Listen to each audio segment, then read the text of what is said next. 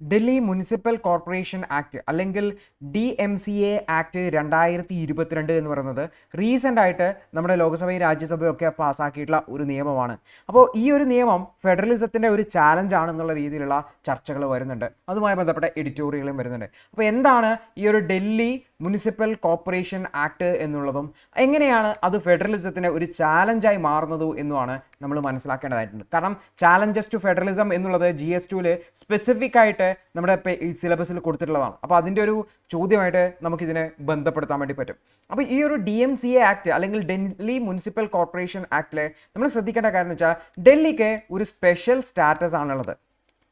ഡൽഹി എന്ന് പറഞ്ഞു കഴിഞ്ഞാൽ ഒരു സംസ്ഥാനം പോലെയല്ല, ഒരു യൂണിയൻ ടെറിട്ടറി അല്ല, അതിനൊരു സ്പെഷ്യൽ സ്റ്റാറ്റസ് ആണുള്ളത്. 69ാമത്തെ ഭരണഘടനാ ഭേദഗതിയിലൂടെ 1991 ഡൽഹിക്ക് നാഷണൽ ക്യാപിറ്റൽ ടെറിട്ടറി എന്ന് പറഞ്ഞ NCT എന്ന് പറഞ്ഞുള്ള ഒരു പ്രത്യേക കാറ്റഗറി നൽകിയിട്ടുണ്ടായിരുന്നത്. അപ്പോൾ ഇതിൻ്റെ ഭാഗമായിട്ട് ഇതിലെ മുനിസിപ്പാലിറ്റികളെ ഡീൽ ചെയ്യുന്നതിനുമായി ബന്ധപ്പെട്ട് 239AA എന്ന് പറയുന്ന ആർട്ടിക്കിളാണ് ഇതിലെ മുനിസിപ്പാലിറ്റികളും അല്ലെങ്കിൽ തദ്ദേശ സ്വയംഭരണ സ്ഥാപനങ്ങളുമായിട്ട് ബന്ധപ്പെട്ട കാര്യങ്ങളെല്ലാം കൈകാര്യം ചെയ്യുന്നത്. സാധാരണ ഒരു സംസ്ഥാനത്താണെങ്കിൽ ഈ ഒരു മുനിസിപ്പാലിറ്റികളും അതുപോലെ തന്നെ പഞ്ചായത്തുകളുമായി ബന്ധപ്പെട്ട കാര്യങ്ങൾ കൈകാര്യം ചെയ്യുന്നത് സ്റ്റേറ്റ് ഗവൺമെൻറ് ആണ്. കാരണം നമ്മുടെ സംസ്ഥാന ഗവൺമെൻറ്റിൻ്റെ അധികാരങ്ങളിൽ നിന്നുള്ള കുറച്ച് അധികാരങ്ങളാണ് ഈ ഒരു മുനിസിപ്പാലിറ്റികൾക്കും അതുപോലെ തന്നെ പഞ്ചായത്തുകൾക്കും ഒക്കെ കൊടുത്തിട്ടുണ്ടായിട്ടുള്ളത്. അപ്പോൾ ഇവിടെ ഡൽഹിയുടെ കാര്യം നോക്കുമ്പോൾ ഡൽഹി ഒരു യൂണിയൻ ടെറിട്ടറി ആണ്, പക്ഷേ അതിനൊരു സ്പെഷ്യൽ കാറ്റഗറി ആണുള്ളത്. ഒരു നാഷണൽ ക്യാപിറ്റൽ ടെറിട്ടറി എന്ന് പറയുന്ന ഒരു പ്രത്യേക പേരാണുള്ളത്. 69ാമത്തെ ഭരണഘടനാ ഭേദഗതി പ്രകാരമാണ് 1991 ഇത് നൽകിയിട്ടുണ്ടായിരുന്നത്. ഇതിന് ശേഷമാണ് നമ്മുടെ രാജ്യത്ത് പഞ്ചായത്ത് സംവിധാനം, അതായത് നമ്മുടെ ലോക്കൽ സെൽഫ് ഗവൺമെൻറ് LSG രീതി അല്ലെങ്കിൽ തദ്ദേശ സ്വയംഭരണ സ്ഥാപനങ്ങൾ അല്ലെങ്കിൽ പഞ്ചായത്തുകൾ, മുനിസിപ്പാലിറ്റികൾ 73-74 ഭരണഘടനാ ഭേദഗതികളുടെ 1992 നിലവിൽ വന്നു. ഓർത്തു വെക്കുക, ഡൽഹിക്ക് 69ാമത്തെ ഭരണഘടനാ ഭേദഗതി 1991. ഇതിന് ശേഷമാണ് 73-74 ഭരണഘടനാ ഭേദഗതി പ്രകാരം 1992 പഞ്ചായത്തുകളും മുനിസിപ്പാലിറ്റികളും വരുന്നത്.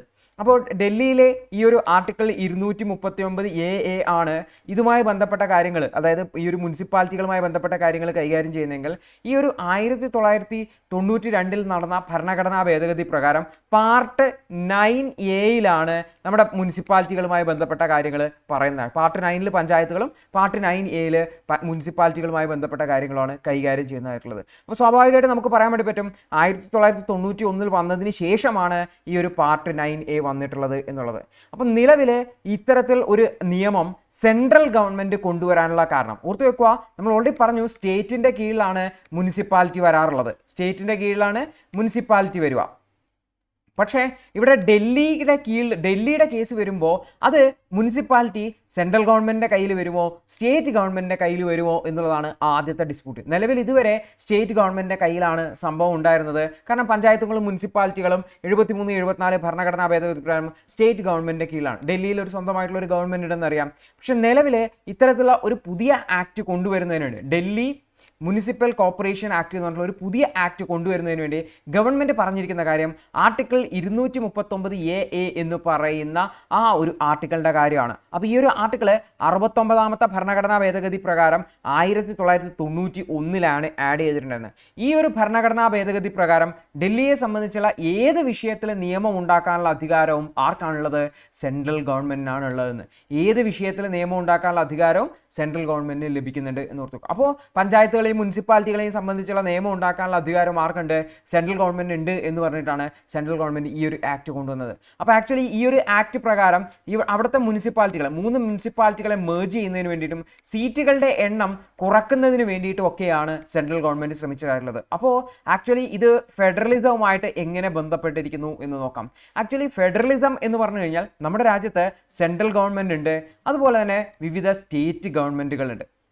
ഓക്കെ, അപ്പോൾ ഈ ഒരു സെൻട്രൽ ഗവൺമെൻറ്റും വിവിധ സംസ്ഥാനങ്ങളുമാണ് നമ്മുടെ രാജ്യത്തിൻ്റെ ഫെഡറലിസത്തിൻ്റെ ഫെഡറൽ യൂണിറ്റുകൾ എന്ന് പറയുന്നത്. അപ്പോൾ ഈ ഒരു ഫെഡറലിസത്തിൻ്റെ പ്രത്യേകത എന്ന് വെച്ചാൽ സെൻറ്ററും സംസ്ഥാനങ്ങളും ഭരണഘടന അവർക്ക് നൽകിയിട്ടുള്ള അധികാരങ്ങളിൽ മാത്രം നോക്കിയിട്ട്, സെൻറ്ററിന് നൽകിയ അധികാരങ്ങൾ പ്രകാരം സെൻറ്റർ പ്രവർത്തിക്കുക, സ്റ്റേറ്റ് ഗവൺമെൻറ്റുകൾക്ക് അവർക്ക് നൽകിയിട്ടുള്ള അധികാരം, ഭരണഘടന നൽകിയിട്ടുള്ള അധികാരങ്ങൾക്ക് അനുസരിച്ച് പ്രവർത്തിക്കുക, സ്വതന്ത്രമായിട്ട് അവർക്ക് ഭരണഘടന നൽകിയിട്ടുള്ള പ്രവർത്തനങ്ങൾക്കനുസരിച്ച് പ്രവർത്തിക്കുക, ഒരാൾ മറ്റൊരാളുടെ അധികാരത്തിന് മേലെ കടന്നു കയറാൻ ശ്രമിക്കാതിരിക്കുക എന്നുള്ളതൊക്കെയാണ് ഫെഡറലിസത്തിൻ്റെ ആശയങ്ങൾ.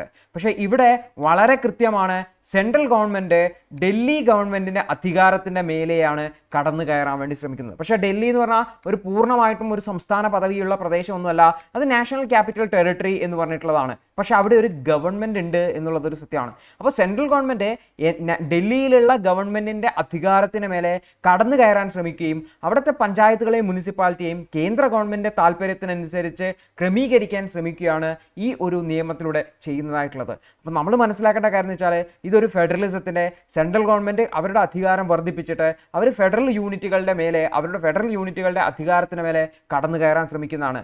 അപ്പോൾ ഇത് ഡൽഹിയിൽ ഇത്തരത്തിൽ 69ാമത്തെ ഭരണഘടനാ ഭേദഗതി പ്രകാരം വന്നതോടുകൂടി തന്നെ ഒരു പുതിയ തരത്തിലുള്ള ഫെഡറലിസം നമ്മുടെ രാജ്യത്ത് ഉരുവപ്പെട്ടിട്ടുണ്ടായിരുന്നു. കാരണം അതുവരെ സെൻറ്ററും സ്റ്റേറ്റ്സുമായിരുന്നു ഫെഡറൽ യൂണിറ്റുകളെങ്കിൽ ഇതിൻ്റെ കൂടായിട്ട് പുതിയൊരു യൂണിറ്റ്, നാഷണൽ ക്യാപിറ്റൽ ടെറിട്ടറി എന്ന് പറയുന്ന പുതിയൊരു യൂണിറ്റ് കൂടി ഫെഡറലിസത്തിൻ്റെ ഭാഗമായിട്ട് വന്നു. കാരണം പല കാര്യങ്ങളിലും നിയമനിർമ്മാണ അധികാരം ആർക്കുണ്ടായിരുന്നു?